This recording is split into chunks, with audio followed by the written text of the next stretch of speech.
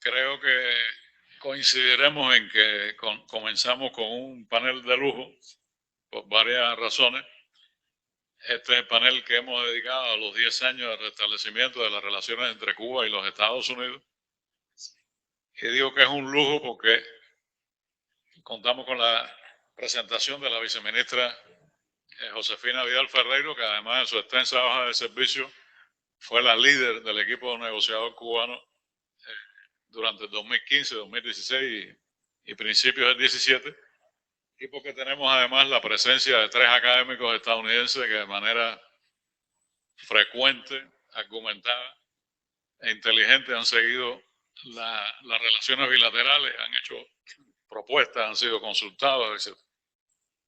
La viceministra, me voy a referir ahora al título de las presentaciones. La viceministra, su presentación se titula El proceso negociador posterior a los anuncios del 17 de diciembre, lecciones aprendidas y una gran interrogación, es una guía para el futuro. El profesor Leo Grande, el título que nos hace llegar de su presentación es The Brief Interlude of Normalization, What Worked, What Did Not, and What is the Way Forward. A continuación, haría su presentación el profesor Fulton Armstrong. El título es Why Did Support for Normalization Evaporate So Quickly? Y finalmente, el profesor Eric Hexberg tratará sobre Normalization Interrupted, an analysis of how rapprochement stalled and reversed. Los 3 profesores, como se conoce, son de American University y han seguido los temas cubanos y los temas bilaterales por mucho tiempo. Entonces, sin más, le damos la palabra a la viceministra.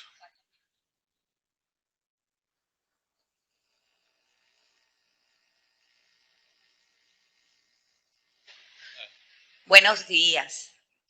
Es un placer para mí estar aquí con ustedes, con algunos de mis colegas cubanos. He tenido la oportunidad de compartir ya algunas reflexiones que yo he venido haciendo a lo largo de los años sobre ese periodo que fue efímero, porque duró solamente 2 años, a partir de que se anunciara la decisión de los presidentes de Cuba y Estados Unidos de restablecer relaciones y reabrir embajadas, al punto que pareciera, visto desde ahora, como un proceso que fue inédito y quién sabe si irrepetible. Entonces voy a comentarles aquí algunas de esas reflexiones a partir de interrogantes que yo me he venido haciendo a lo largo de los años y que todavía aún me hago, ¿no? Y que momentos como estos son muy adecuados, apropiados y oportunos para seguir intercambiando y enriqueciendo estas reflexiones.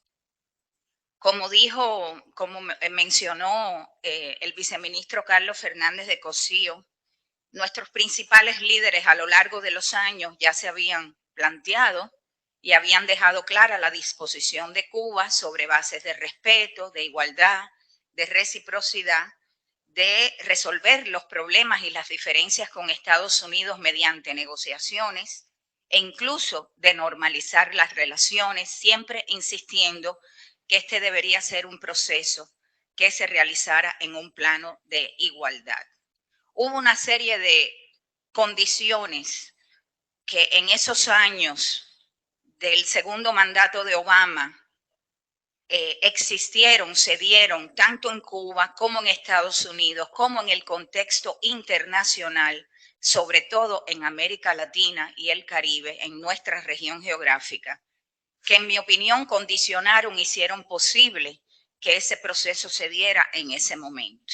Era muy visible en esa época el fracaso de las políticas aplicadas sucesivamente por 10 administraciones en Estados Unidos, el aislamiento creciente que esta política generaba para los propios Estados Unidos y para el avance de sus intereses, de sus objetivos, sobre todo en nuestra región. Había un interés de Cuba, y era notable, nosotros lo sabíamos, en solucionar una serie de asuntos pendientes que se habían acumulado a lo largo de tantos años de confrontación. También es reconocido porque los propios funcionarios de alto nivel de Estados Unidos en época de Obama lo dieron a conocer, que había un interés de parte de Estados Unidos en aplicar una estrategia distinta hacia Cuba, distinta a la confrontación abierta y sostenida, para lograr el mismo propósito histórico que se mantiene hasta hoy en relación con Cuba, que es el de provocar cambios internos en nuestro país, sobre todo en ese momento en que Cuba había iniciado un proceso amplio de transformaciones a lo interno de nuestra economía.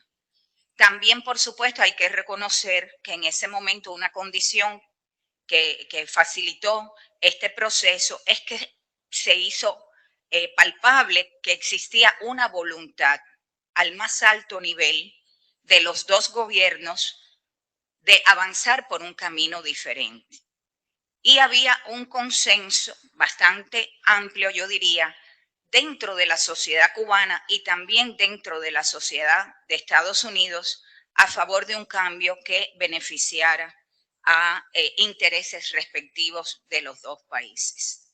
Y hay que reconocer, lo cual fue un hecho, yo diría, distinto a lo que había predominado en la actitud de los gobiernos precedentes de Estados Unidos hacia Cuba, que hubo una voluntad personal del entonces presidente de Estados Unidos, Barack Obama, y presencia dentro de estructuras de decisión de su gobierno de un grupo de personas convencidas de la conveniencia de aplicar un nuevo enfoque hacia Cuba. ¿Por qué funcionó en ese momento y fue posible iniciar un proceso que no se había podido desarrollar en los 54 años precedentes? Bueno, primero fue posible porque Estados Unidos reconoció al gobierno de Cuba como un interlocutor legítimo. Y debemos recordar que parte esencial de la política que hasta ese momento se había aplicado hacia Cuba por parte de Estados Unidos había sido negarle toda legitimidad a nuestro gobierno y al liderazgo histórico de la revolución. ¿Por qué funcionó tan bien? Porque no se le impusieron a Cuba condiciones para iniciar este proceso, ni se le exigieron concesiones relacionadas con la política interna o la política exterior cubana. Cuba fue tratada en condiciones de igualdad y las negociaciones se desarrollaron sobre la base del más absoluto respeto y la reciprocidad. Ambos países asumieron las negociaciones con un espíritu constructivo, algo que nos había faltado a lo largo de toda la historia, y con disposición a encontrar solución a problemas pendientes e identificar áreas de interés común que podían aportar a la relación bilateral beneficios para las dos partes. Yo siempre me he preguntado, ¿fue un proceso fácil? Bueno, de alguna manera debo decir que no fue tan difícil, porque del lado de Cuba siempre, como ya les expliqué, había existido una voluntad política de transitar por este camino. El gobierno de Estados Unidos finalmente había comprendido que no podía tratar a Cuba, al gobierno cubano, con desprecio o imposiciones. Ambas partes reconocimos la oportunidad que se presentaba ante nosotros para resolver esos problemas acumulados y para obtener beneficio de una cooperación bilateral que no habíamos podido desarrollar en casi 60 años. Y también vimos la oportunidad de que se pudieran aplicar medidas que contribuyeran en ese momento a una erosión progresiva y paulatina del bloqueo económico contra Cuba. Y hubo un apoyo bastante amplio de la población cubana a la decisión de avanzar hacia una normalización de las relaciones. Todo esto contribuyó a facilitar que ese proceso se pudiera desarrollar. Sin embargo, debo señalar, y esto es muy importante, que no fue fácil al inicio, el proceso para restablecer las relaciones diplomáticas, no solo al inicio, a todo lo largo del proceso, con el bloqueo en pie, con el bloqueo en vigor, que se mantuvo hasta el final y que se mantiene hasta el día de hoy. Hay que recordar que procesos similares que Estados Unidos desarrolló con países, sobre todo pienso ahora en Vietnam, que estuvieron sometidos a sistemas de medidas coercitivas unilaterales, estuvieron precedidos de una decisión del gobierno de Estados Unidos de levantar todas esas medidas coercitivas. Debo decir que del lado de Cuba hubo un reconocimiento realista de que nuestra situación no era parecida. Ya el Congreso de Estados Unidos había codificado el bloqueo contra Cuba, pero a su vez reconocimos que el presidente de Estados Unidos preservaba amplias prerrogativas para, mediante decisiones ejecutivas, las llamadas licencias, introducir cambios importantes a la aplicación de las medidas del bloqueo contra Cuba. Y eso explica en buena medida la insistencia permanente de Cuba a lo largo de esos 2 años, 2015 y 2016, para que el gobierno de Estados Unidos prosiguiera aplicando medidas de modificación del bloqueo contra Cuba. Debo decir que no fue fácil durante ese periodo, o sea, no facilitó todo lo que hubiéramos deseado el proceso, el hecho de que tuviésemos que dedicar tiempo, bastante tiempo, de las negociaciones, sobre todo para restablecer las relaciones diplomáticas, a convencer a Estados Unidos, a convencernos, ponerlos ante la dura y clara realidad, la evidencia, de que era importante que Estados Unidos, y esencial, revisara y modificara medidas agresivas e incongruentes con la naturaleza del proceso que estábamos comenzando, como por ejemplo la exclusión de Cuba de la lista de estados patrocinadores del terrorismo. Y también fue claro, fue necesario dejar claras las reglas sobre el funcionamiento de la Embajada de Estados Unidos en La Habana, habida cuenta de toda la etapa anterior de prácticas injerencistas que se habían desarrollado desde la misión diplomática de Estados Unidos en La Habana dentro de nuestro país. Nosotros tuvimos que dentro de Cuba dedicar tiempo, y eso lo tengo que decir, a entrenar y preparar a las instituciones y distintas entidades cubanas que se involucraron en ese proceso de acercamiento con Estados Unidos, empezando por el hecho de que todo el entramado legal, la base legal del bloqueo se mantenía en pie. Y eso hacía difícil a nuestras entidades conocer y comprender hasta dónde y de qué manera se podía avanzar en el establecimiento de alguna negociación, de algún negocio con Estados Unidos con esas medidas difíciles y muy complicadas del bloqueo en vigor. Hubo que dedicar, se los digo, mucho tiempo a esto. Y también tuvimos que prepararnos porque Estados Unidos no modificó su enfoque estratégico hacia Cuba, no hubo cambio en los programas que se aprobaban anualmente ni en los montos financieros que se aprobaban anualmente por parte del gobierno de Estados Unidos para provocar cambios del país, y por supuesto que eso también llevó una preparación dentro de Cuba en relación con esa nueva etapa, ese nuevo enfoque con estos elementos tradicionales de la política de Estados Unidos que no estaban cambiando y que no cambiaron. Yo creo que, dicho esto, hubo resultados en esos 2 años y que no son nada despreciables. No me voy a detener en esto, los resultados son conocidos. Cuba logró algo muy importante, como fue la liberación de los 3 cubanos del grupo de los 5 que todavía permanecían presos en Estados Unidos. Cuba fue excluida de la lista de estados patrocinadores del terrorismo, se restablecieron relaciones, se reabrieron las embajadas, se creó la Comisión Bilateral como mecanismo que cada 3 meses se reunía para revisar una hoja de ruta que de conjunto establecíamos con metas claras para seguir avanzando de manera lo más acelerada posible hacia la normalización de las relaciones. Tuvimos 25 visitas de alto nivel, 3 reuniones entre los presidentes de los 2 países, se firmaron 22 acuerdos, 16 de ellos de cooperación en áreas de interés común. Todo esto yo diría que inédito totalmente en la relación bilateral precedente.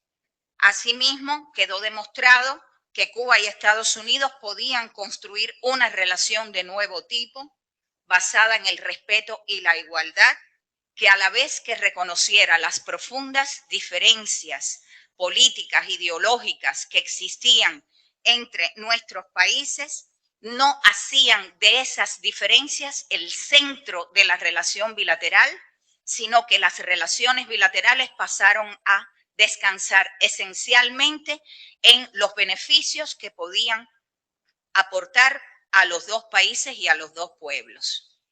Se trató de un proceso entre 2 gobiernos que nos tratamos en pie de igualdad, con respeto, y a pesar de ser países muy desiguales en tamaño, en poderío, como ya dije, con ambas diferencias, y sobre esto no abundan los ejemplos en el mundo con procesos similares que hayan podido existir entre Estados Unidos y otros países.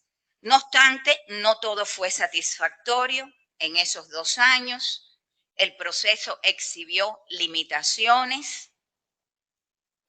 Por ejemplo, quedaron cuestiones que para Cuba eran muy importantes sin solución.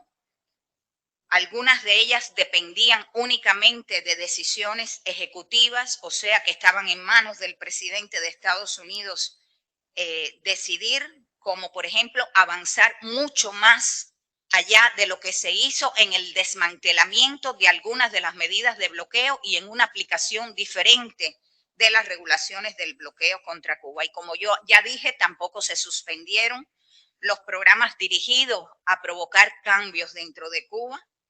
Y por supuesto quedaron pendientes también de cuestiones que le tocaba resolver en buena medida al Congreso de los Estados Unidos, como la eliminación de estos fondos para cambios dentro de Cuba, las transmisiones radiales y televisivas y claramente la abrogación y la anulación total del bloqueo contra Cuba.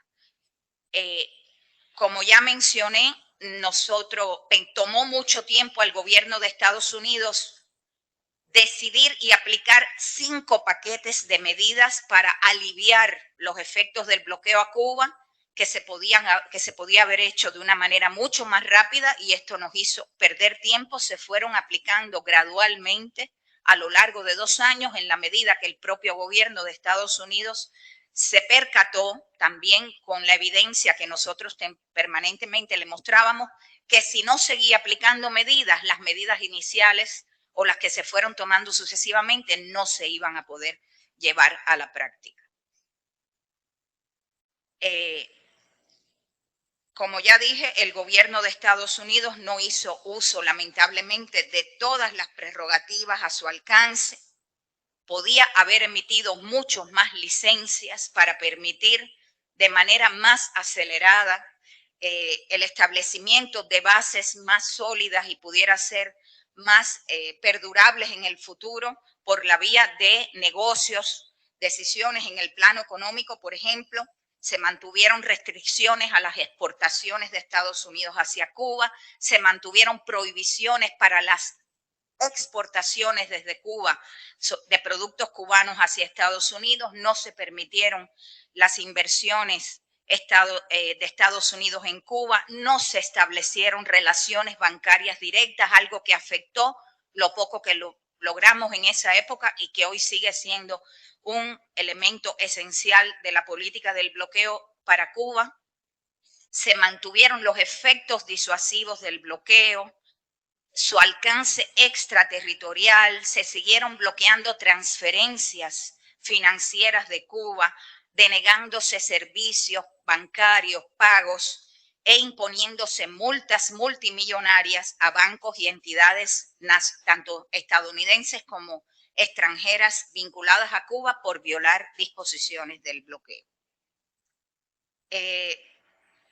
Luego de este repaso sobre lo esencial que logramos y las limitaciones de ese proceso, yo siempre me pregunto por qué no perduró. ¿Por qué este proceso fue revertido tan rápidamente?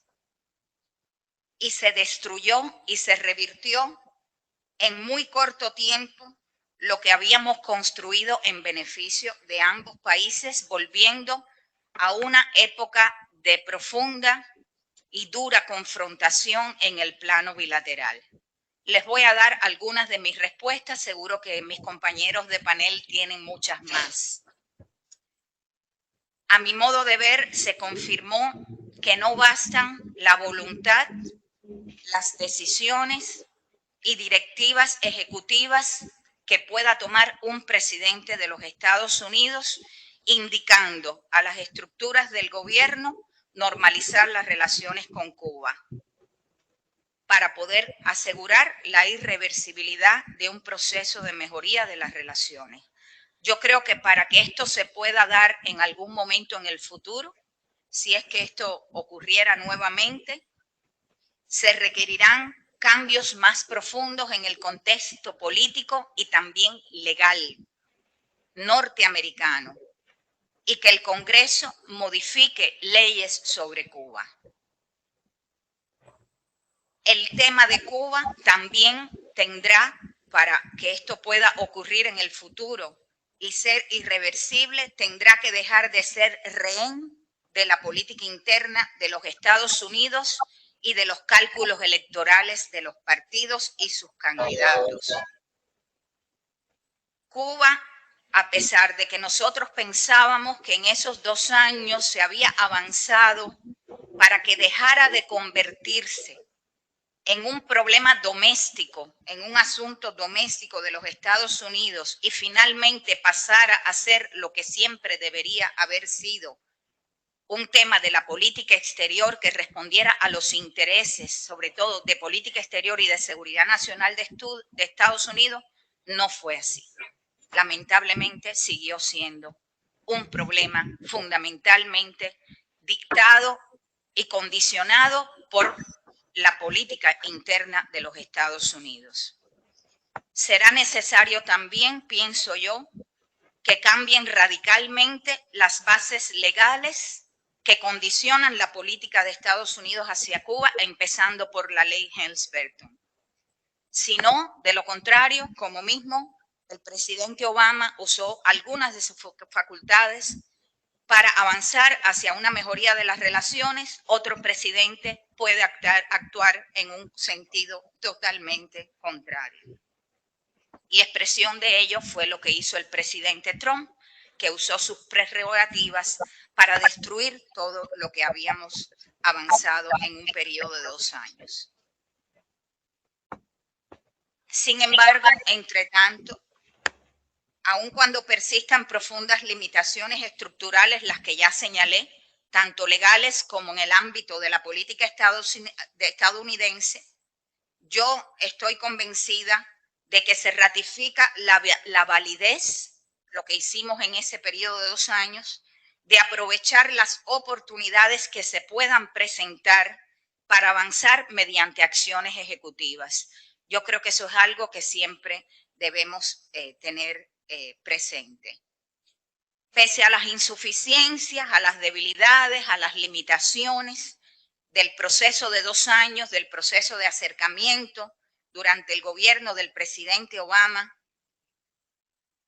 y a pesar de la legítima incertidumbre, desconfianza que se ha creado a partir del retroceso posterior que ocurrió en las relaciones en cuanto a las posibilidades reales de alcanzar un entendimiento perdurable con Estados Unidos, yo creo que la experiencia de ese periodo de 2 años nos deja como legado un modelo de lo que pudiera ser una relación de convivencia entre nuestros dos países, un modelo de relaciones que, por supuesto, yo creo que mientras sigamos siendo lo que somos, y creo que cada uno seguiremos siendo lo que somos, no van a estar exentas de grandes desafíos, dada la persistencia de profundas diferencias y dada la contradicción fundamental que aquí ya se explicó, que emana de la pretensión histórica de Estados Unidos de dominar a Cuba y de Cuba de defender su soberanía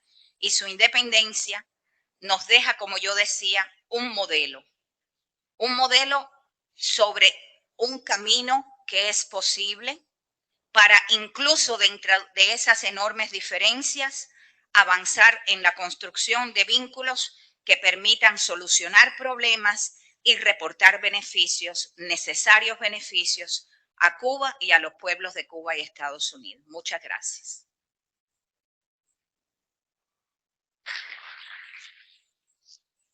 Le agradecemos a la viceministra su presentación. Le damos la palabra al profesor Virleo Grande.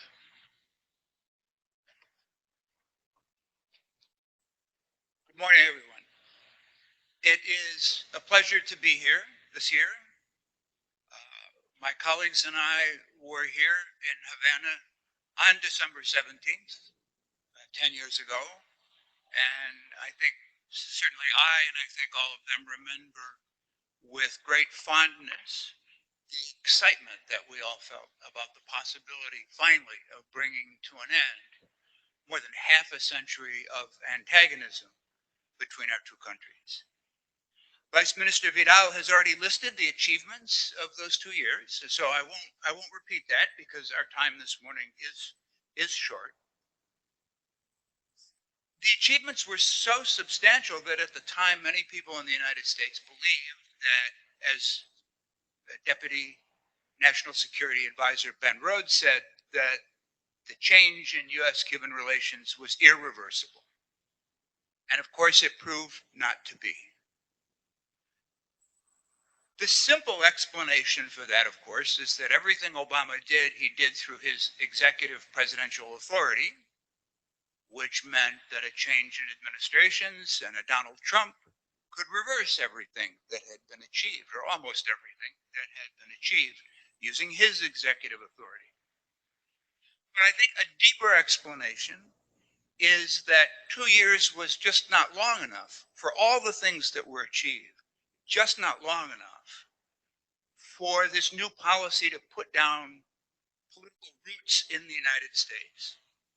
Roots that would be sufficient, and by that I mean develop political constituencies with an interest in, such an interest in maintaining the policy that they would stand up to and resist efforts by a hostile president to reverse the policy.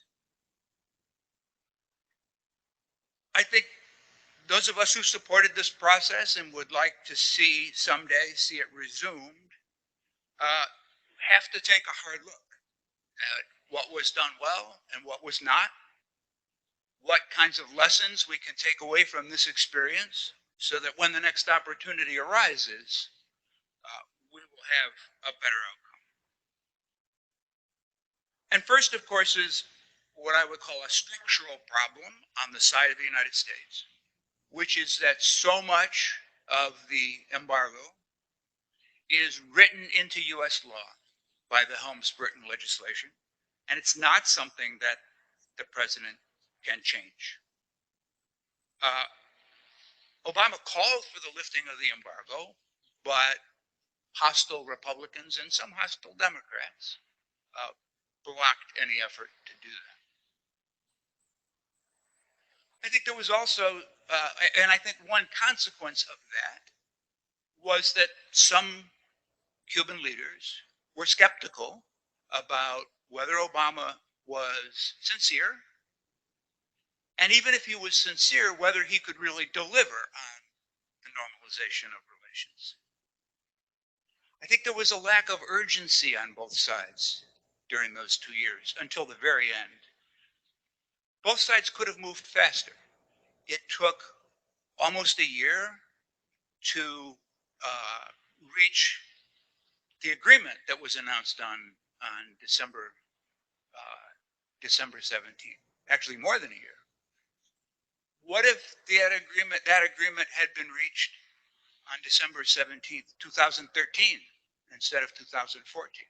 And there had been a whole other year to build the foundation for this policy.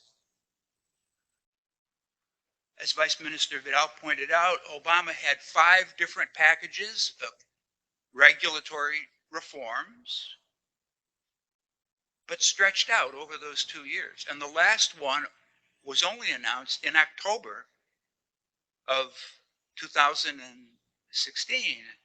So it had no time to take effect before the transition to a new administration. Cuba was slow to respond to the many business proposals from US companies. I don't know if that was because there were so many of them, or if it was because there was some hesitancy to jump too fast into new relationships with the United States. But it was very discouraging to US corporations. And I think finally both sides expected Hillary Clinton would win the election. And as a result of that, there would be plenty of time to gradually work through these differences. I think there was bureaucratic caution and even inertia on both sides. In the United States, every proposal that the White House made to relax the embargo was subject to a kind of microscopic legal analysis and political nitpicking, even inside the administration itself, which slowed the process down. I've already mentioned the slow Cuban response to business proposals. And I think, in all honesty, some officials in both governments were more comfortable with the habits of engagement of the past than they were with entering this new uncharted territory of a relationship evolving quickly. There was mutual distrust on both sides. There was an open debate here in Cuba about whether Obama's policy was sincere about coexistence or whether engagement was a Trojan horse for regime change by other means, by soft power. And honestly, there was evidence for the Trojan horse theory. The fact that so many sanctions were left in place, the fact that some officials in the Obama administration actually did hold that position. I don't believe that that's how President Obama saw it. But there were some people in the United States government who certainly did, and there were some statements from administration officials that lent themselves to that conclusion. Now, in the United States, there were parallel arguments from opponents of Obama's policy that Cuba was not sincere, that Cuba was just trying to get a relief from sanctions and wouldn't really be cooperative on other issues, that the policy of engagement was giving oxygen to the Cuban government. It would do nothing of consequence to reform. And that was fed rather by a lack of the progress in the 2 dialogues on human rights and on property claims. Again, in all honesty, I think there were some vested interests on both sides.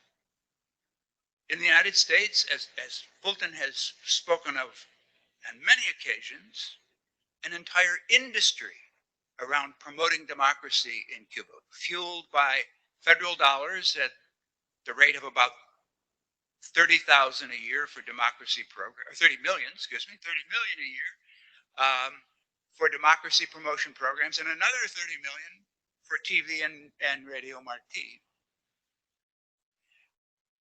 Here in Cuba, despite the real harm done by the embargo, it's also been something that has rallied Cuban nationalism, to stand up and defend Cuban sovereignty.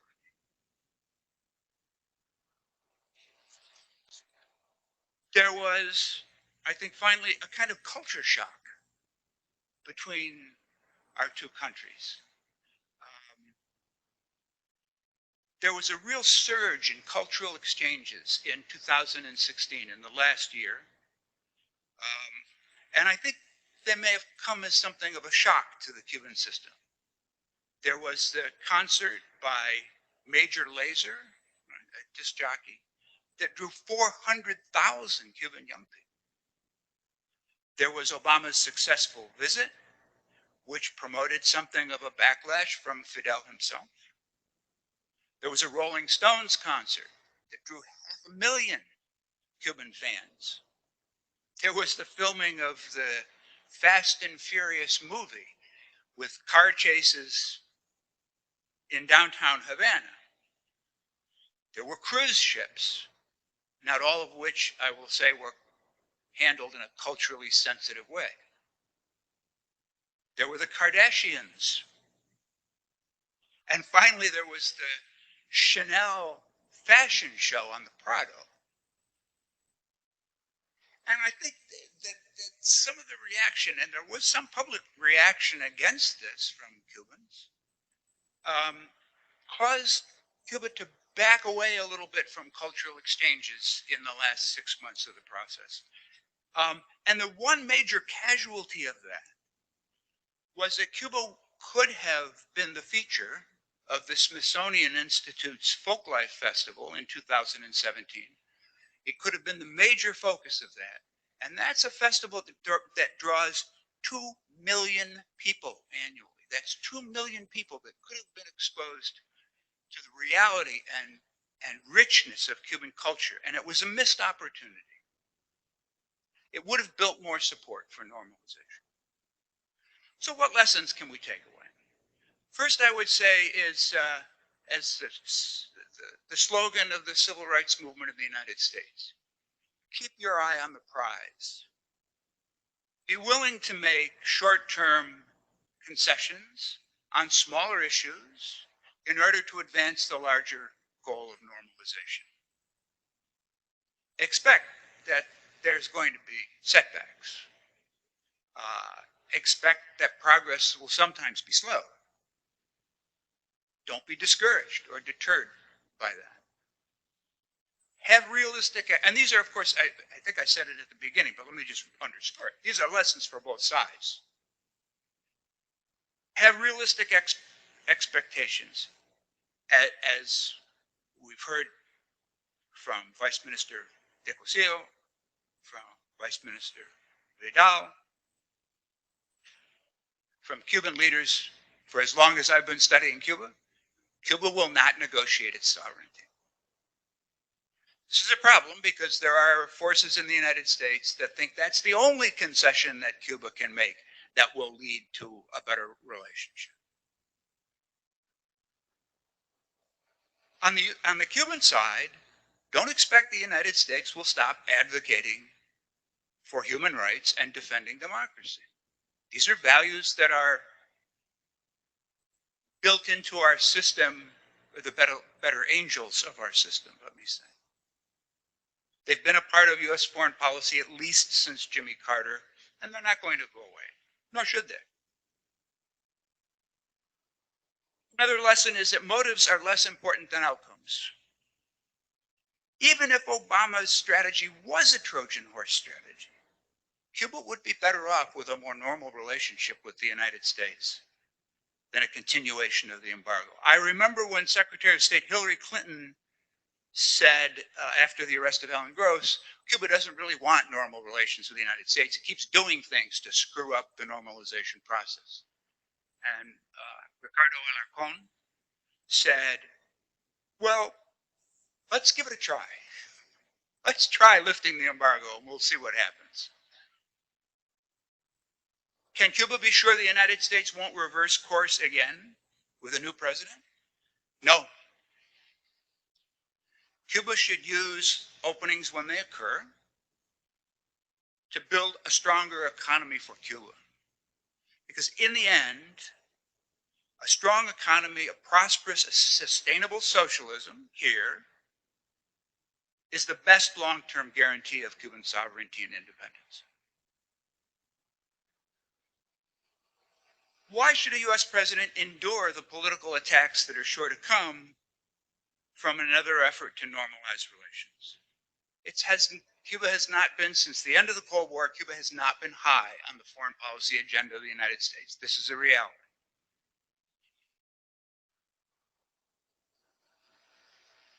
And I think the answer is that because our policy of hostility and sanctions and regime change has been literally a perpetual failure for more than half a century. It has damaged U.S. interests with our allies in Latin America and in Europe. It has led to missed opportunities for deeper cooperation between our two countries. And it has damaged the interests of both the Cuban people and the people of the United States, apart from their governments. It is on this 10th anniversary, I think in some ways, a time to celebrate what was achieved, but also understanding our disappointment for the fact that the opening of December 17th was not a success, not a sustainable success.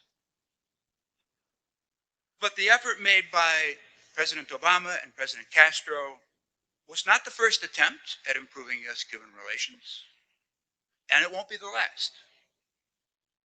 And I hope very much that next time, both sides will be better prepared to do what they need to do to make normal relations truly irreversible. Muchas gracias.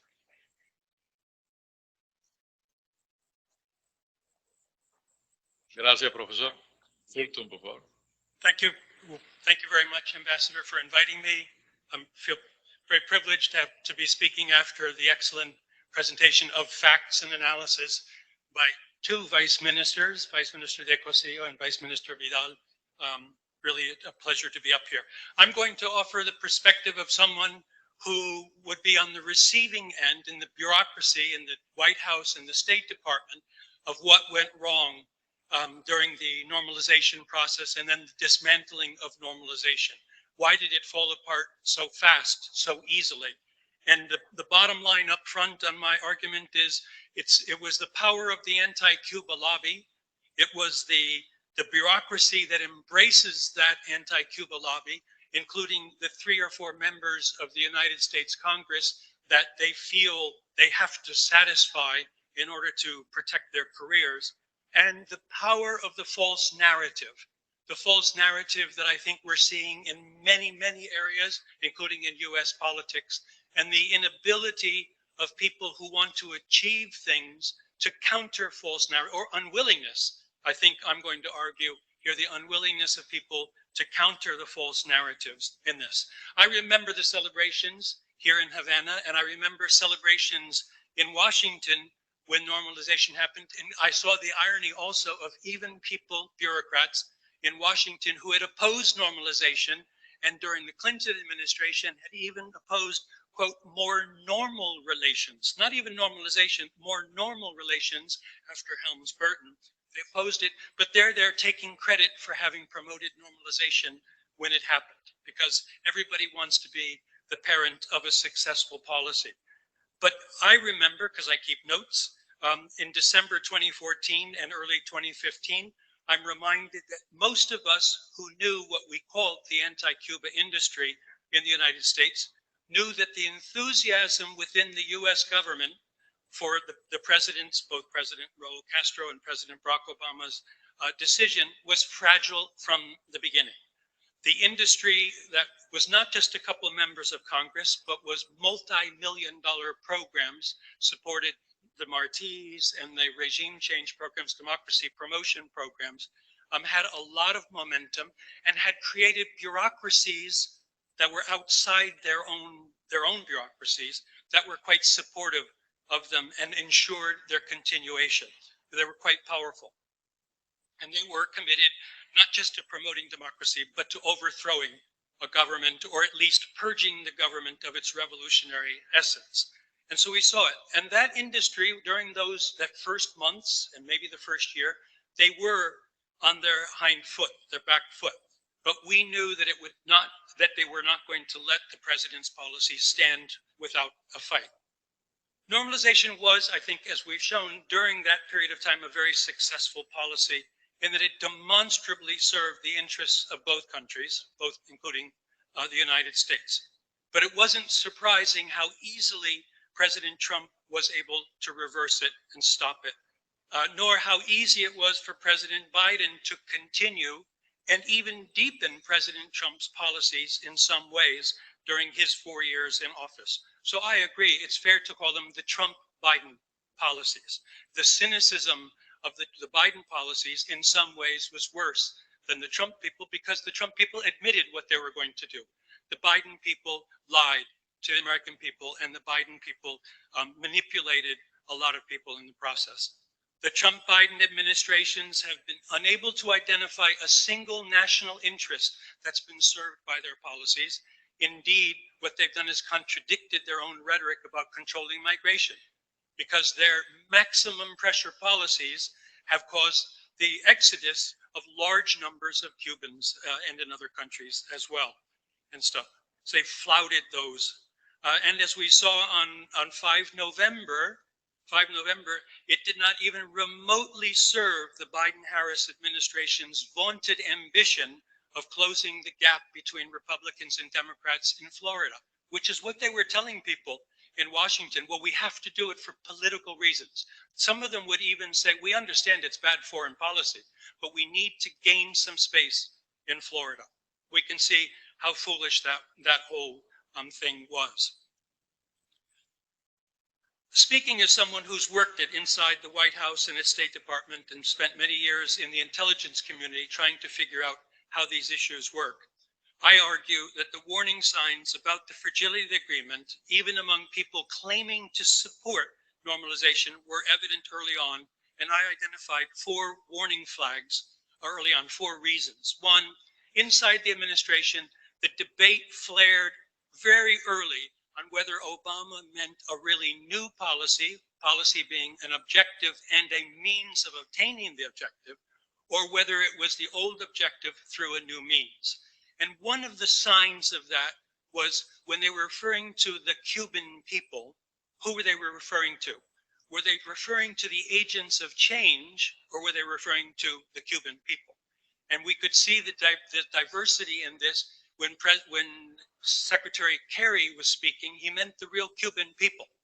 But people in the White House, as my colleague Bill said, people in the White House were backgrounding the media. They were actually talking about the agents of change that they were referring to, who were mostly the recipients of the regime change money that USAID, NED, NDI, the other organizations had been dispensing for so many years. Hundreds of millions of dollars. So that was one factor, this disparity. Who are the agents of change? Who are we going to work with? Who are the Cuban people?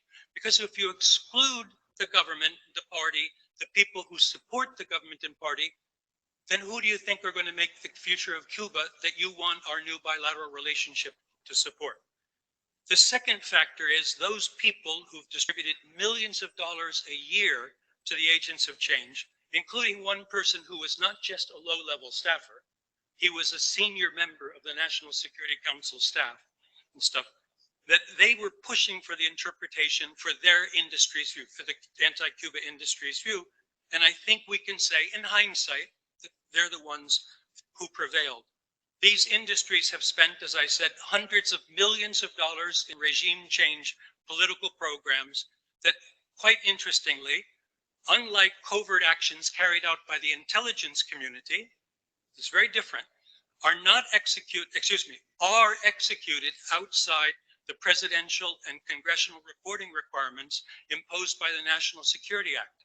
If you read the National Security Act, it explicitly says any agency, contractor, grantee of the United States government must have a presidential finding and a congressional notification to do a covert action. And the definitions are clear in the law. I think we've all read this law and it's quite clear. But these covert actions, and that's what they are done outside of that law, which means that their impact and even their consistency with policy, because we've caught a lot of them doing things that are inconsistent with policy. They were attacking, for example, the Catholic Church. They were attacking decent citizens of the United States in their operations here in Cuba. Also distinct from intelligence operations, they're permitted to influence US-based audiences. Our traditional intelligence community-based operations are not allowed to target their operations against US audiences. But these operations are actually intended to influence congressional debate. And it's quite interesting. Washington is now awash in information that is directed by Washington. People are told what to report, it comes back up, and then it appears mysteriously in our own debates. So that's factor number 2. Factor number 3, the Obama administration and State Department both failed to establish realistic criteria for the successes of the normalization policies. They allowed their detractors to create wild expectations of what would be achieved, certainly within 2 years, through the normalization process, as if Cuba would become a Jeffersonian democracy, as if it would become a complete market economy within 2 years. And the fact that it hadn't been was held against the policy as being a failure and stuff.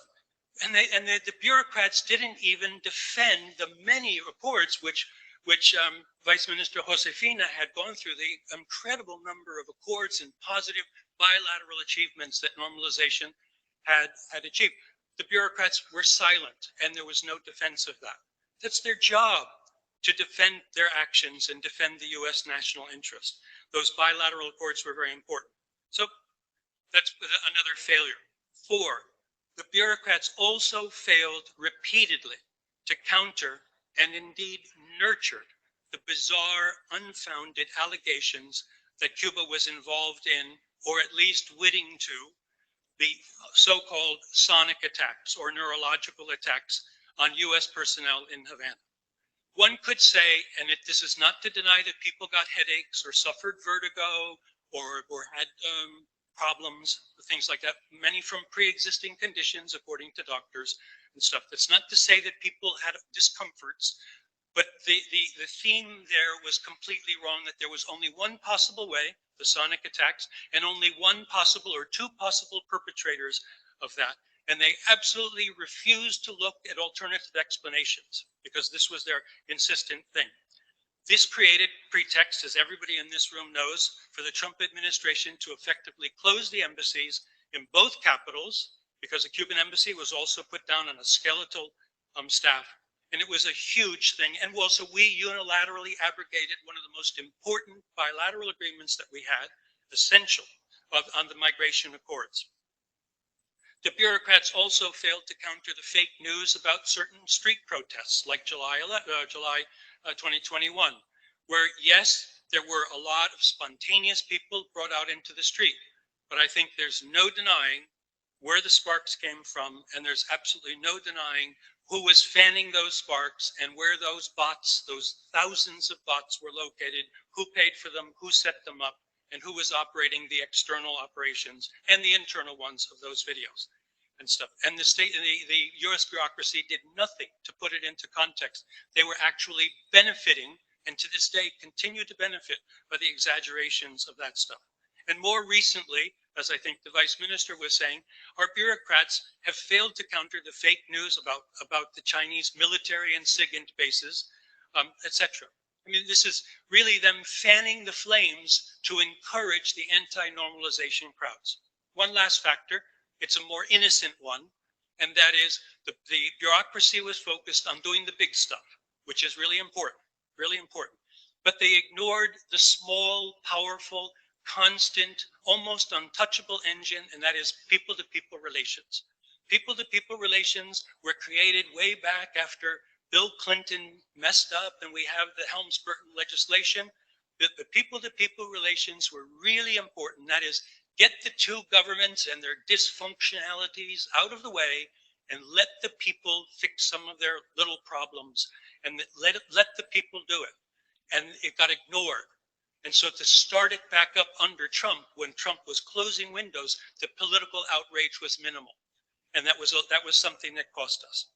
Compounding the setbacks is the sad fact that I lamented at a previous CIPI conference, so forgive me for the repetition, that most US supporters of normalization were so timid to defend the policy and even when President Biden took office, they pressed only mildly and occasionally for sunshine and accountability.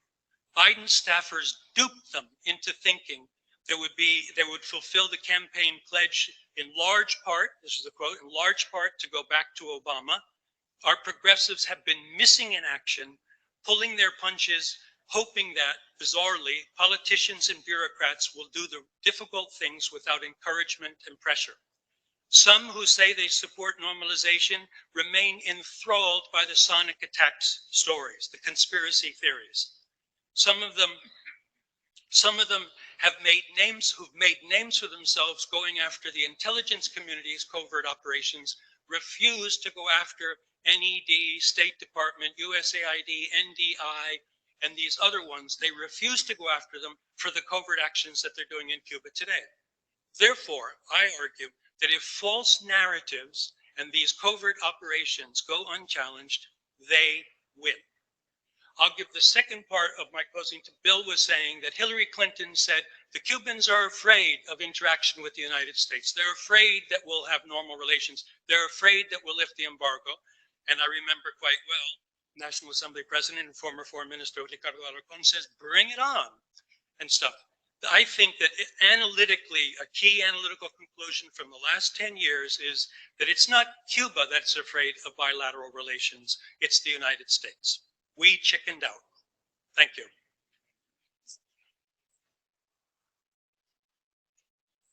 Gracias, Fulton. Por favor, profesor Eric.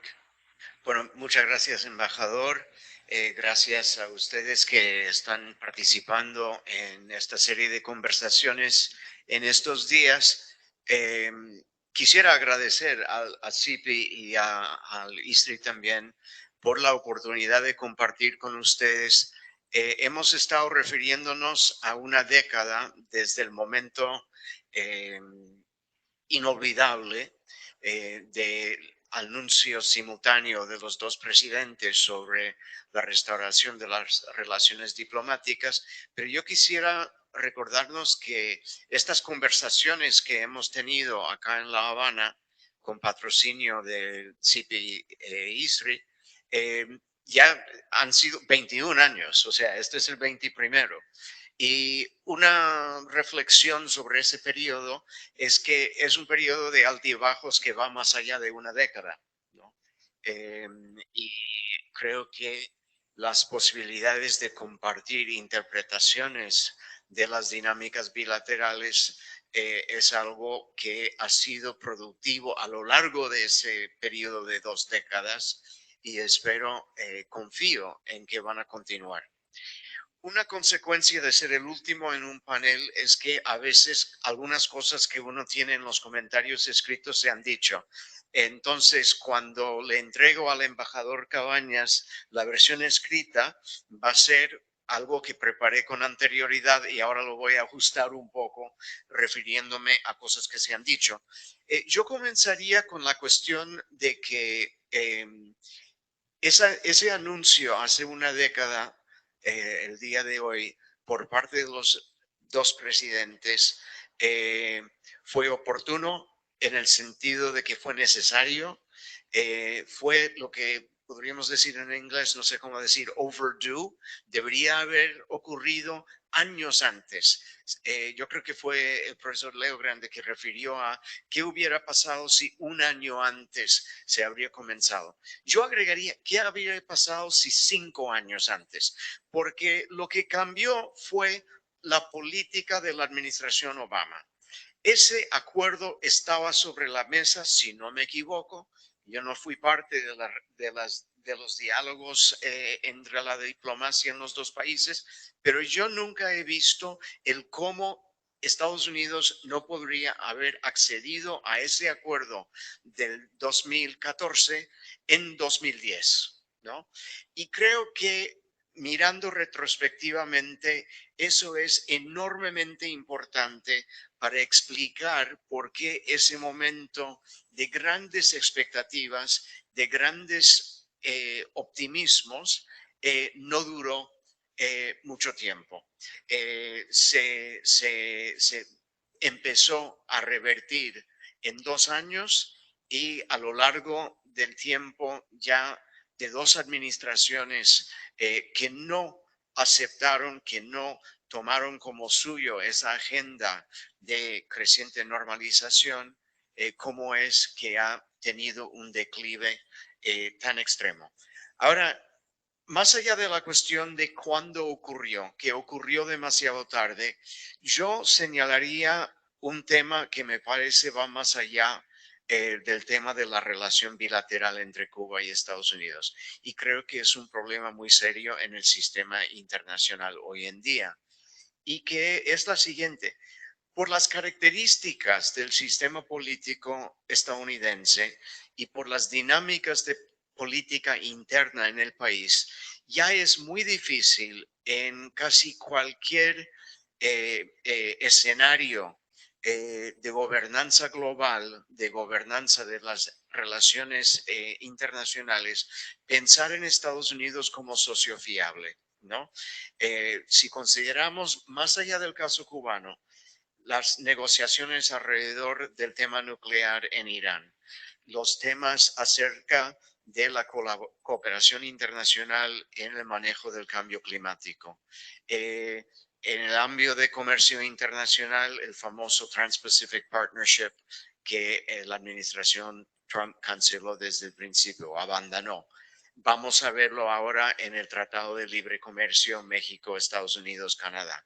Es muy difícil ver en este contexto de virajes de 180 grados ya rutinarios en las políticas cada 4 años en Estados Unidos, es muy difícil ver cómo se va a entrar en acuerdos duraderos que requieren la buena fe y la capacidad de acción y de implementación por parte de Estados Unidos. Eso yo creo, como digo, es un problema en el sistema internacional que va mucho más allá del tema Cuba, pero también tiene que informar las dinámicas de la relación bilateral entre Cuba y Estados Unidos yendo hacia el futuro, porque como se ha aludido en las últimas ponencias, hay que sacar lecciones de este periodo de avances y luego retrocesos tan notables. Hay que tomar lecciones de esa experiencia mientras pensemos en el futuro de las relaciones y posibles aperturas en el futuro, que no va a ser de corto plazo, pero quizás mediano o largo. Creo que también vemos retrospectivamente que un elemento clave, más allá de que Estados Unidos tomó la decisión de cambiar su política demasiado tarde, es también que esa política, como se ha referido anteriormente, está anclada no solamente en acciones de la ejecutiva, pero sino en el contexto Helms-Burton por mecanismos que solamente se pueden cancelar a través de acciones legislativas en Estados Unidos. Eso implicó que algunos de los beneficios que podrían haberse experimentado Cuba de la apertura no se materializaron. Sobre todo estoy pensando en el ámbito económico. Para que la apertura hubiese impactado al máximo en las condiciones en Cuba, requería que la relación económica profundizara, fortaleciera, acelerara con mayor urgencia. Pero no podía, en gran parte por las características de las sanciones que hoy que existieron en ese momento impuestos por Estados Unidos. Yo creo que si no fuera por esa situación, y agregaría también por el carácter de las sanciones más generales, más allá del caso Cuba, Estados Unidos, el gobierno de Estados Unidos ha tenido la idea de que las sanciones se pueden aplicar en cualquier lado y pueden lograr objetivos como cambios de régimen, que no es cierto. Tenemos ya acumulación de evidencia, ¿no? Pero que también pueden servir como un palo que se puede compensar con la zanahoria de que al levantar las sanciones, las ventajas, los beneficios se pueden experimentar desde el inicio. Pero no es cierto, porque aún levantando ciertas sanciones, hay actores en el sector privado, sobre todo el sector bancario, que son muy reacios a responder instantáneamente a esas nuevas condiciones, porque saben que se pueden revertir, porque saben que las ventajas de entrar en relaciones comerciales o relaciones de inversiones que antes no estaban permitidos son limitados. Y entonces, en vez de hacer un giro en sus prácticas empresariales, de tomar el riesgo de que uno u otro burócrata interpretara sus acciones de apertura a relaciones económicas bilaterales, mejor dejarlo y no arriesgarse, ¿no? Y yo creo que en ese sentido, las características de las sanciones, por una parte, solamente cancelables por parte de la legislativa y por otra parte, involucrando a un sector privado que sospecha que quizás las aperturas no van a durar, fue muy importante. Y disminuyeron los incentivos para los actores cubanos de responder con urgencia a las oportunidades que se abrieron. Y yo creo que no era solamente lo que Leo Grande mencionó en aprobar inversiones, yo creo que también fue en desarrollar políticas que facilitarían de manera acelerada el avance del sector privado en Cubana, de la empresa privada en Cubana, de permitir importaciones, que duró años antes de que se aprobara la reforma monetaria, que solamente ocurrió años después de el intento de restablecer, bueno, del restablecimiento de relaciones diplomáticas. Yo creo que estas demoras sí fueron costosas, pero creo que también tenían que ver con el hecho de que las ventajas iban a tardar en experimentarse. Se ha referido, el viceministro Fernández de Cosío mencionó el tema de las resistencias inevitables que generó la política de apertura. Y Fulton mencionó también la manera en que actores en Estados Unidos, en Washington, participaron en la creencia de lo que el viceministro llamó esas leyendas, ¿no? Y creo que yo me pregunto, y no sé cuál es la respuesta. Yo me pregunto si los que protagonizaron la apertura en la administración Obama, que no era, como se ha dicho, toda la administración Obama, nunca había consenso interno de que era un cambio de política en términos de sus finalidades, de sus intenciones. Había sectores que siempre pensaron que era un nuevo herramienta para lograr cambio de régimen, pero había también que pensaban que ofrecía un camino para el desarrollo de relaciones equitativas de respeto mutuo, de soberanía de cada uno de ambos países, ¿no? Pero yo me pregunto si los partidarios de la reforma en la administración Obama hicieron un mapeo en ese momento de cuáles iban a ser las resistencias, porque yo tengo mis dudas, ¿no? Y yo creo que para que una política de este índole tenga éxito, hay que anticipar cuáles van a ser los espacios, los puntos de resistencia, para no estar así sorprendidos o no preparados cuando surgen, qué sé yo, ataques sónicos, lo que mencionó el embajador, supuestas participaciones militares de Cuba en otros lugares. Em, Esto todo fue anticipable, ¿no?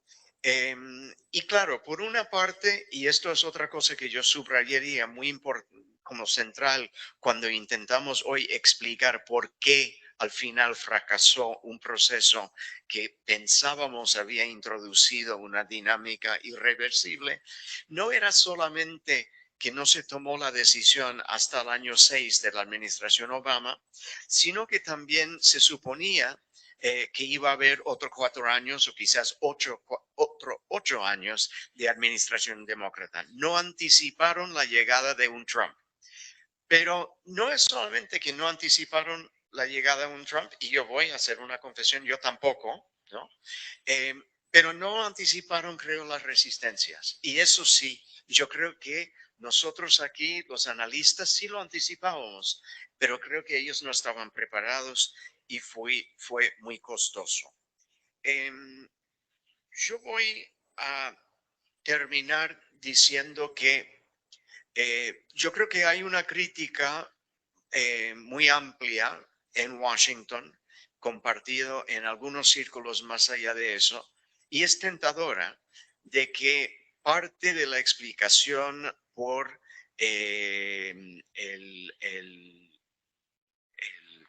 la inversión del proceso tiene que ver con la timidez del lado cubano. Y yo creo que sí había timidez. Y yo ya referí a áreas de reformas económicas que yo creo que podrían haber propiciado mayores beneficios para Cuba.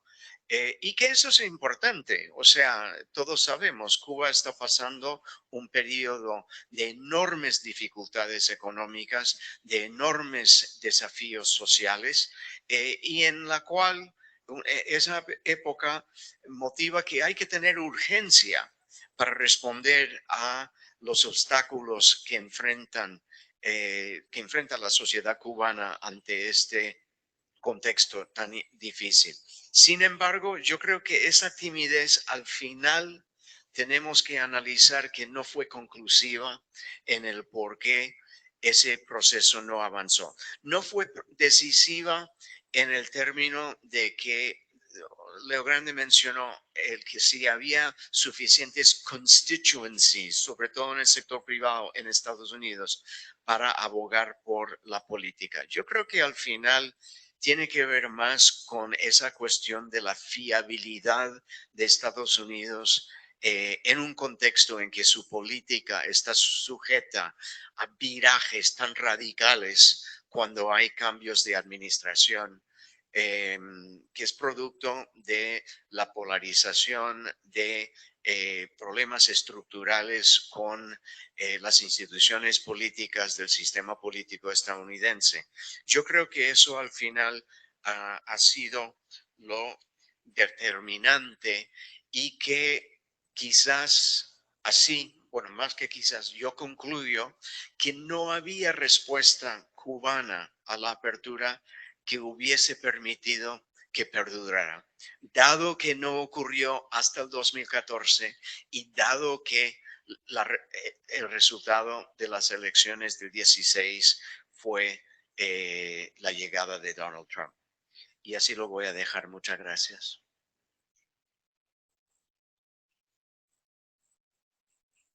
Gracias, profesor. Bueno, tenemos aproximadamente media hora para hacer preguntas, comentarios, provocarnos entre nosotros. Para los que pidan la palabra hay un micrófono en la sala, de manera que pueda haber registro de todo el sonido. Entonces, adelante. Tiene la palabra. Los propios panelistas, el público que asiste acá.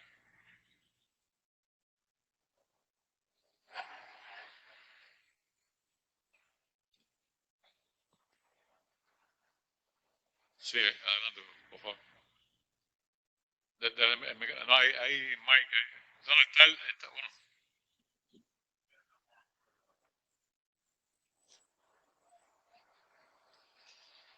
An observation for Fulton and your response.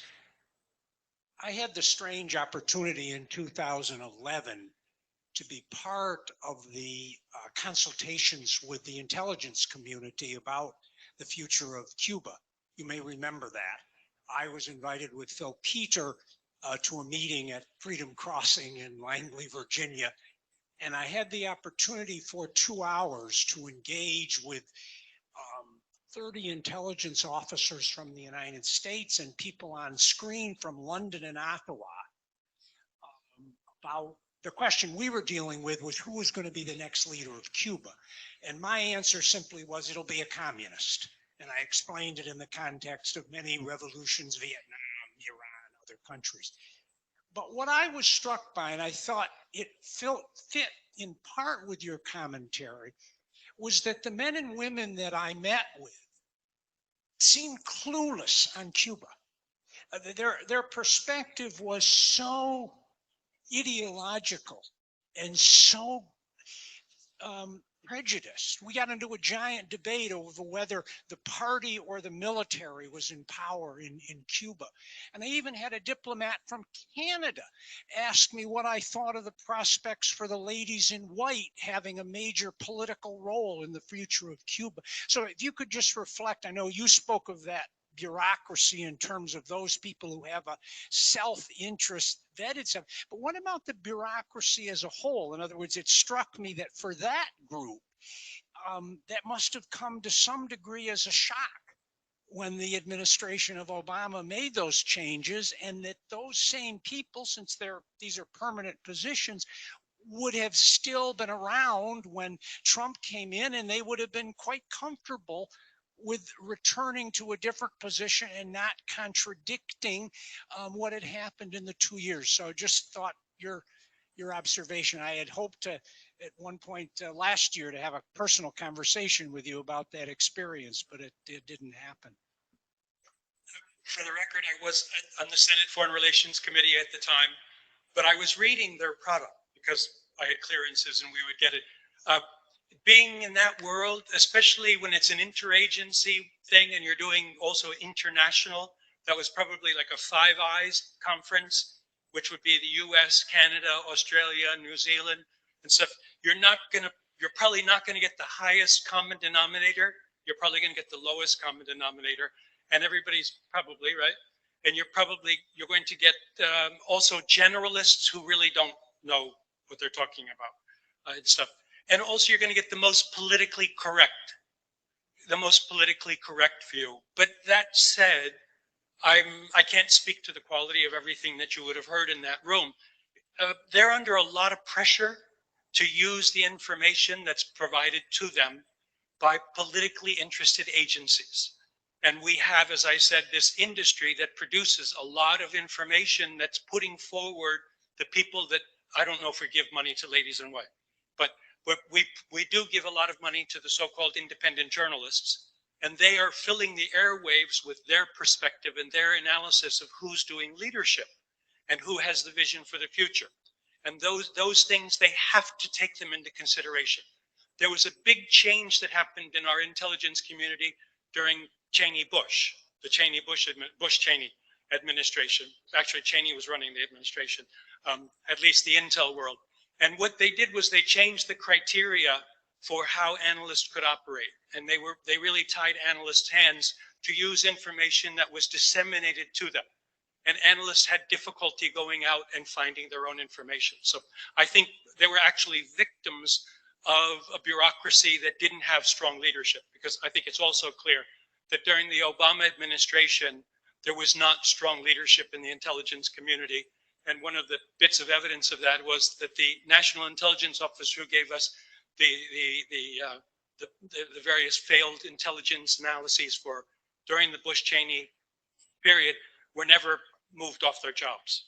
So I can't tell you more than that. I'm sorry.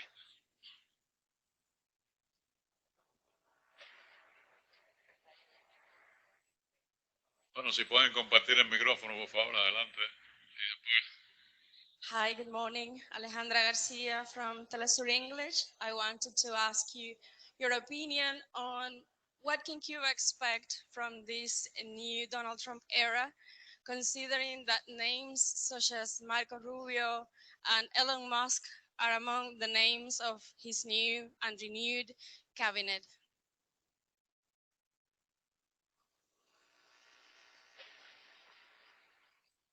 Well, so I have both an optimistic and a pessimistic prediction. My optimistic prediction is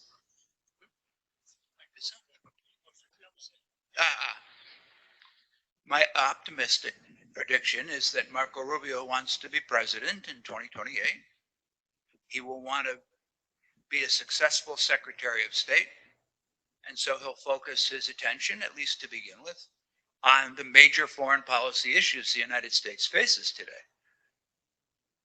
Ukraine, Gaza, China, migration, tariffs, although that's not in his jurisdiction, but obviously it involves difficult relations with other countries. And that Cuba will not be a high priority, at least at first. My pessimistic prediction is that Marco Rubio has made his political career attacking Cuba. And so he'll get around to Cuba eventually in his, and I think, there's sort of levels of sanctions that are possible. One is simply to go back to the initial Trump sanctions, which were bad enough. Another is to impose even additional sanctions like the ones that George H.W. Bush imposed.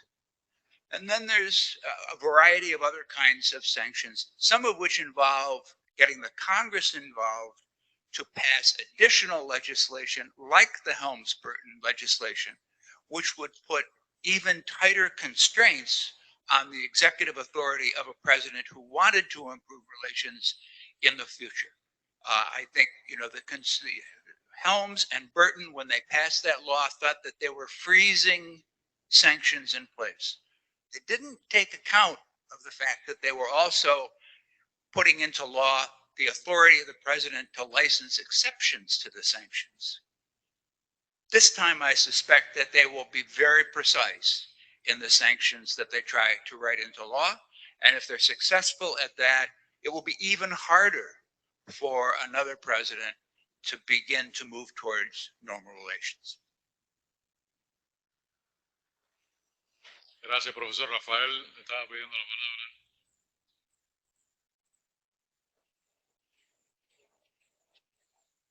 Bueno, tenemos dos opciones: o perdemos tiempo pasando el micrófono o vamos hasta el micrófono.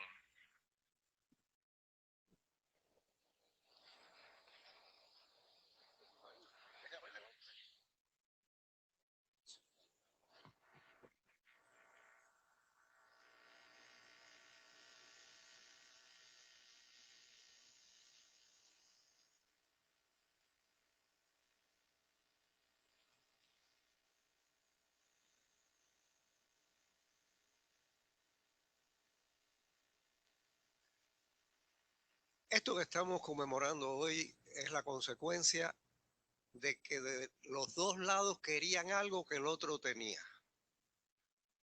Había prisioneros de un lado y de otro y se sentaron a negociar eso. Y como consecuencia de estar sentados negociando eso y las implicaciones y el impacto que iba a tener anunciar que iban a canjear espías de los dos lados, la resonancia que eso iba a tener, la distancia entre eso y el costo político de anunciar la normalización, decidieron que el costo marginal, para llamarlo de alguna manera, de la normalización no era tan alto. Lo que quiero decir es que la normalización se propició porque estaban negociando otra cosa. Otra cosa que nació de tener presos cubanos del lado allá y presos norteamericanos del lado de acá. Mi pregunta es, ¿qué pueden querer, qué pudieran querer los Estados Unidos tanto de parte de Cuba, que no es el níquel y el turismo y las nacionalizaciones de vueltas sino algo más que tenga que ver no con la economía, sino con los temas de seguridad nacional.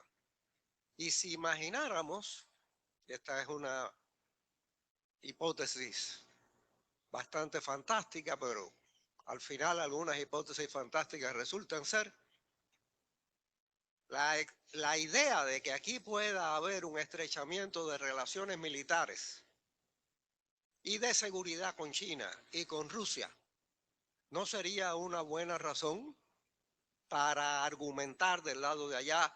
¿Deberíamos tener un diálogo con Cuba?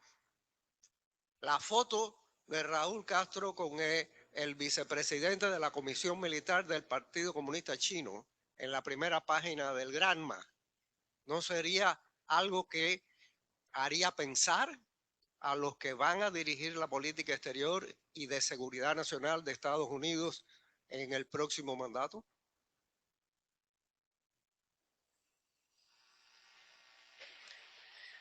Me parece muy interesante la pregunta, muy importante la pregunta. Creo que es una pregunta muy productiva que se plantea acá en Cuba. Entre los escenarios que yo vería para pensar qué ofrecería Cuba que podría motivar a Estados Unidos bajo las condiciones actuales a entrar en conversaciones, la hipótesis de que esa cuestión de las rivalidades geopolíticas, especialmente con China, esa hipótesis es provocador y quizás valdría la pena pensar en ello. Confieso un poco de escepticismo. Yo creo que la tentación seguiría siendo de aislar y castigar en vez de entrar en conversar. En parte porque, y esto refleja lo que comentó el profesor que no he conocido, pero me voy a presentar, Prevost, ¿no? De que yo creo que hay la convicción en círculos importantes del aparato de inteligencia de seguridad en Estados Unidos de que el sistema cubano es muy vulnerable y en ese sentido, en vez de dialogar con ellos sobre el caso de rivalidades geopolíticas, esperar hasta que haya alternativa. Yo creo que es una postura equivocada, pero creo que es una postura que han tenido desde larga data. Yo no sé si discrepo de un elemento de la pregunta, aunque me provoca mucho, del tema, Rafael, de que la noción de que el diálogo bilateral surgió estrictamente de los imperativos de la experiencia de negociar sobre los prisioneros y la posibilidad de una liberación recíproca de ellos.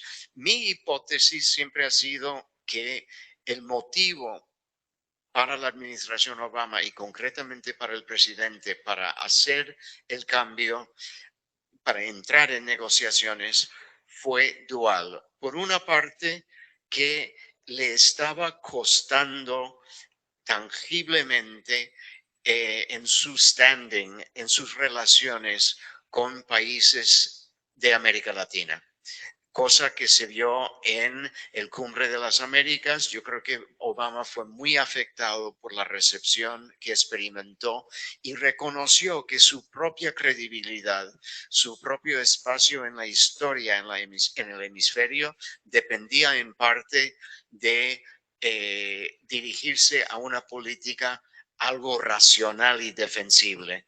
Y segundo, de nuevo, ya no pensando estrictamente en lo regional y lo internacional, sino en su propio legado dentro del sistema político de Estados Unidos, que él iba a ser la persona que finalmente terminara con la idiotez, ¿no? Que ya 6 años, le quedaban 2, ya hay cosas que no se puede estar asociadas a ellos. Voy a hacer finalmente lo razonable. Lyndon Johnson dijo en algún momento, por algo uno es presidente, ¿no? Y que llegó a ese momento, eso, ¿por qué tengo que tolerar que esto perdure? Yo he hablado de la industria anticubana. pero ustedes ya saben que ahora estamos creando otra industria que ya tiene 5, 6, 10 años, que es la industria anti-China. Y algunos geniales en Washington como CSIS, que están publicando estos grandes informes sobre las bases chinas aquí en Cuba, están tratando de cobrar por un lado de la industria anticubana y la industria anti-China también. Y lo genial de su juego, lo genial, por ejemplo, si lo analizamos con el asunto venezolano, estamos presionando a Venezuela. Los venezolanos no tienen nada, no tienen otro remedio, tienen que ir buscando lo que puedan buscar de los rusos o de los chinos. Y dicen, buscan algo de los chinos, o sea, mira, los chinos están invadiendo nuestro hemisferio. Hay otra multa, otra sanción, otra pena, etc. Así que estas industrias van creando una cultura anti-China, anti-cubana, anti-venezolana. Y así es la invasión. Es la doctrina Monroe del siglo XXI.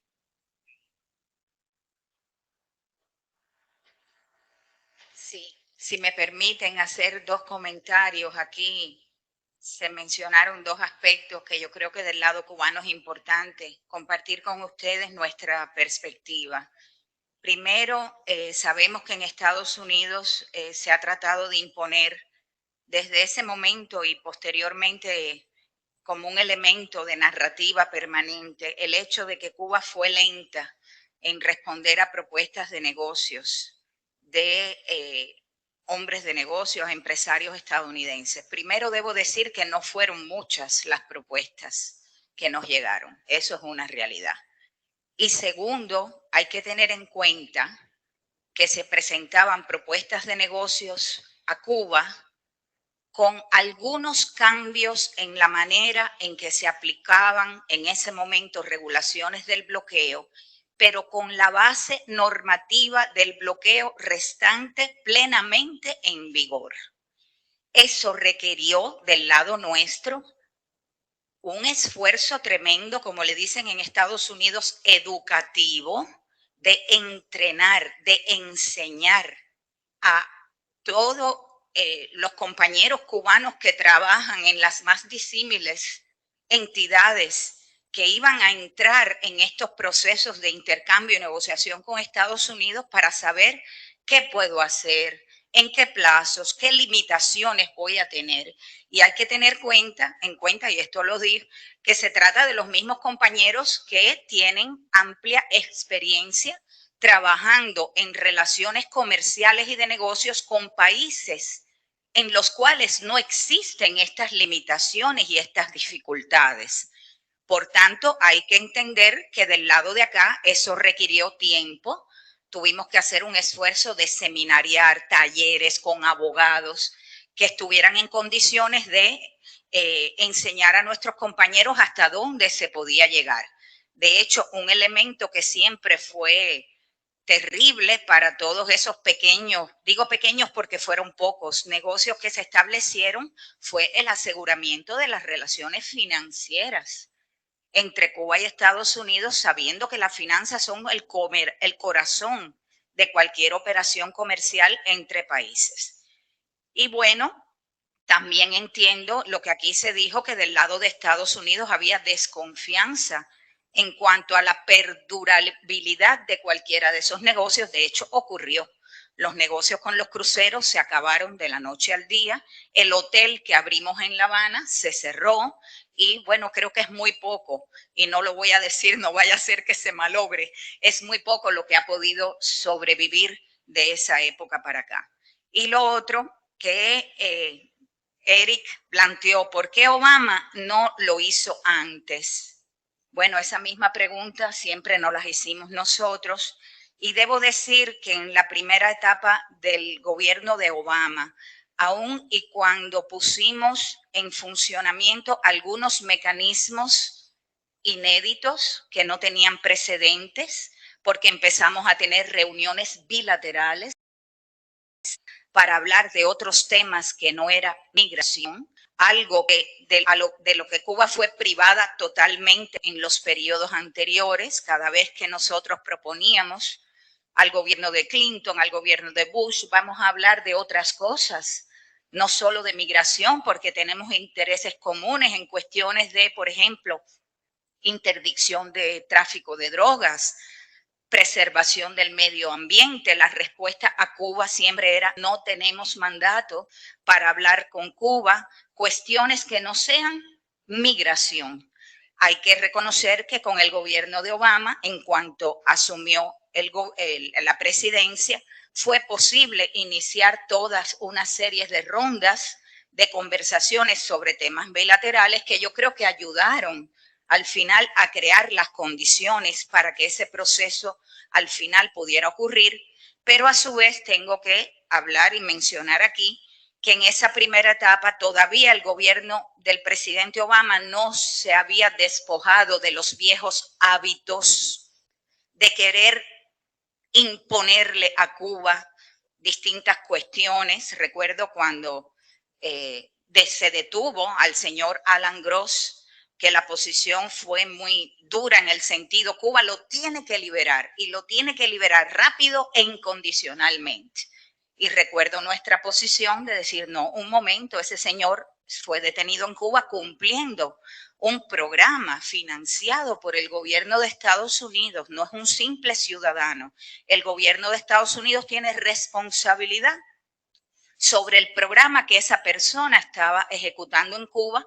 Por tanto, el gobierno de Estados Unidos se tiene que sentar con Cuba a discutir esta cuestión. O sea, todavía veníamos de la época en que se quería imponer a Cuba la manera de solucionar los problemas y no sentarse a discutir con Cuba.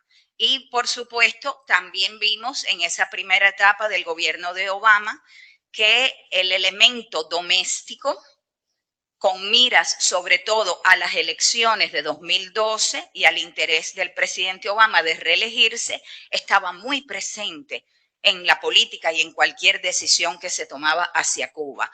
Y eso influyó definitivamente en que durante el primer mandato no existieran las condiciones a lo interno de Estados Unidos y del gobierno para poder avanzar en el proceso que vino después.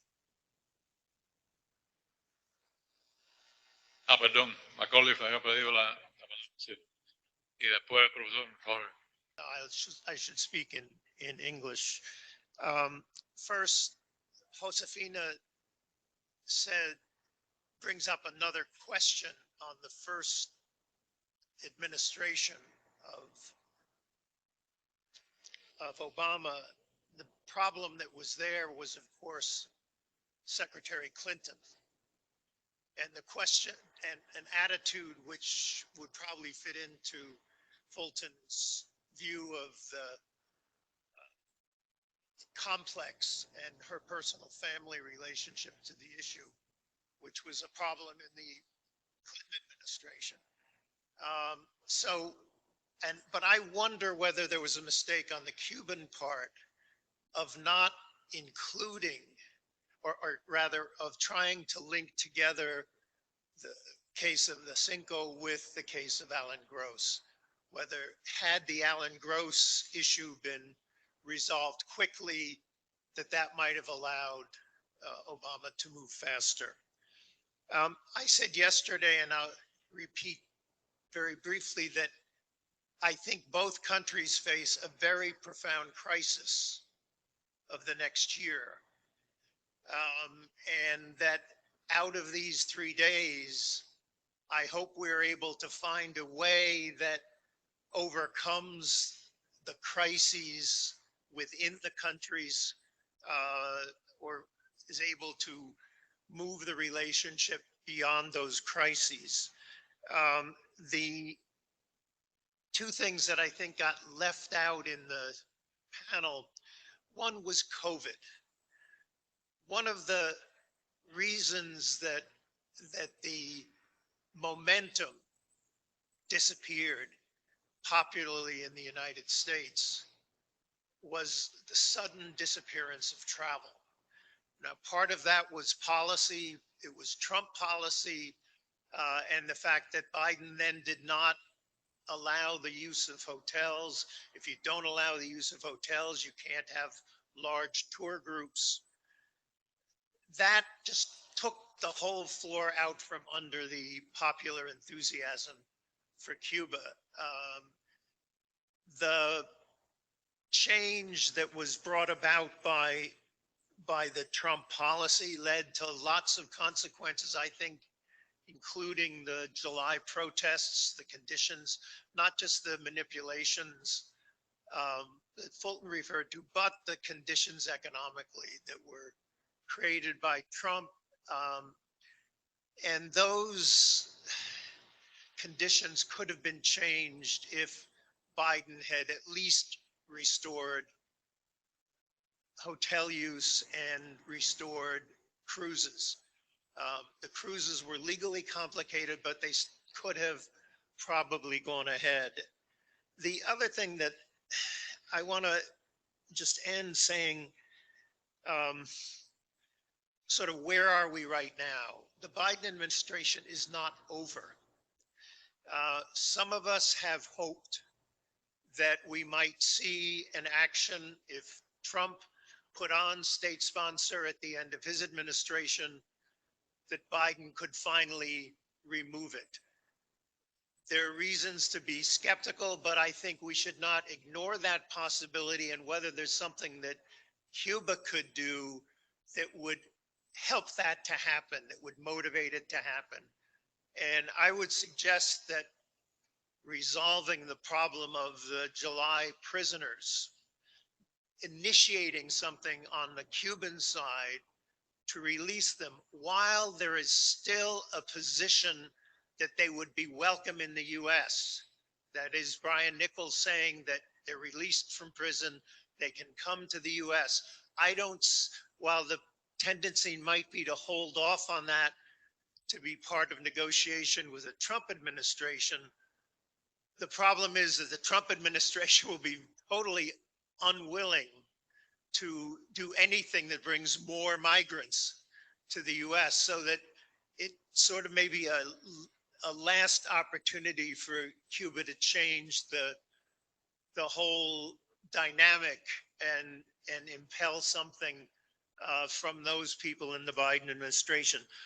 Literally the last thing, I was in Santiago and Elgin before coming here, and in Santiago, Josefina, there's an idea that people asked me to relay to you. Is she still there? She went, well, I'll say the idea and try to talk with her privately, which was, people in Santiago suggested two things should happen in 2025. One is that President Obama should be given an honorary doctorate degree by the University of Santiago and invited to return for it. And the other is that the descendants of the Americans who fought and died on San Juan Hill should be invited back to be honored for their ancestors' contribution. It's a complicated question, the role of the US in Cuban independence, but it is something that could be built on positively. And it was something that we have to think of things that go outside of the box, that change the dynamics so that we go into a Trump administration not anticipating disaster, but trying to find some new paths. Thank you. Bien, agradecemos sus comentarios. En función del tiempo, le voy a dar la palabra al profesor Jorge Domínguez y terminamos acá comentarios o preguntas para poder tomar receso y continuar con el próximo panel. Muchas gracias. Muchas gracias. Mi pregunta es muy concreta. Un actor no mencionado hasta el momento son los tribunales de justicia en Estados Unidos, que tienen un poder de acción independiente. Hace un par de meses acaba de ocurrir la decisión de la Corte de Apelaciones sobre el caso de los cruceros de Havana Dock, que por la naturaleza misma de la decisión invita su continuación a través del tiempo. O sea, no es el punto final de ese caso. Los tribunales de justicia también inciden sobre decisiones migratorias, la posibilidad de deportaciones, el intento de impedir el cumplimiento de algún acuerdo con Cuba. Y por eso si pueden comentar algo sobre esta importancia de un actor fuera del Ejecutivo y diferente del Congreso, creo que sería útil. Gracias.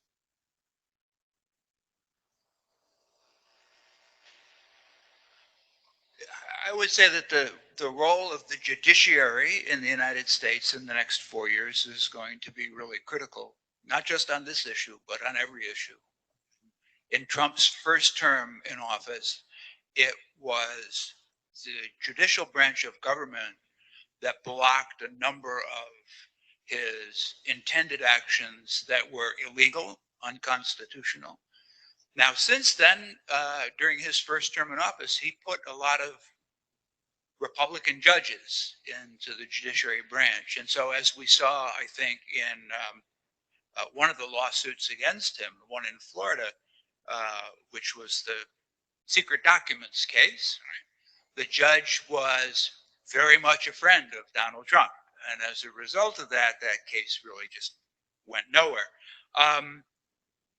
In terms of the Helms-Burton Title III, which was the Havana Docks case, the judges have generally not been so sympathetic, most of them, to these cases. A number of them have been thrown out for a variety of reasons, some of them technical reasons in the way the law was written, in the and actually I wouldn't be surprised to see some effort, now that Republicans control both houses of the Congress, to try to change some of those or fix some of those technical problems in the way the original law was written in order to give some of those lawsuits a firmer foundation. But I will say there's been many fewer cases than there could have been. There could have been thousands of cases. And in fact, there's only been, I think, 3-4 dozen. Nevertheless, they have a huge impact, even though they're few in number, because they deter foreign investors from doing business with Cuba for fear that they will be taken to court in the United States.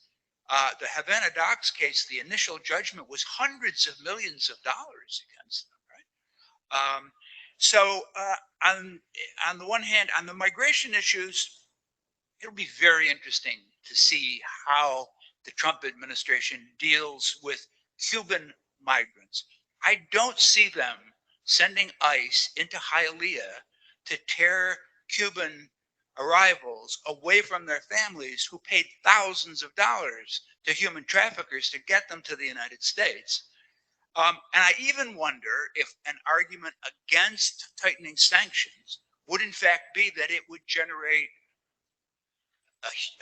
another surge of Cuban migrants, which would then put more pressure on the southern border and would make it look like Trump was unsuccessful there. So yes, I think many of us in the United States who were not supporters of Trump in the last election are putting many of our hopes on the judiciary, since at least for the next 2 years, the Congress is his. Seguramente hay más comentarios, más preguntas.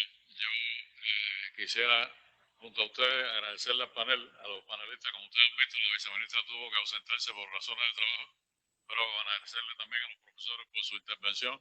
Ahora tenemos un receso, tenemos el coffee break y por favor, de nuevo los asientos en la hora prevista para el próximo panel.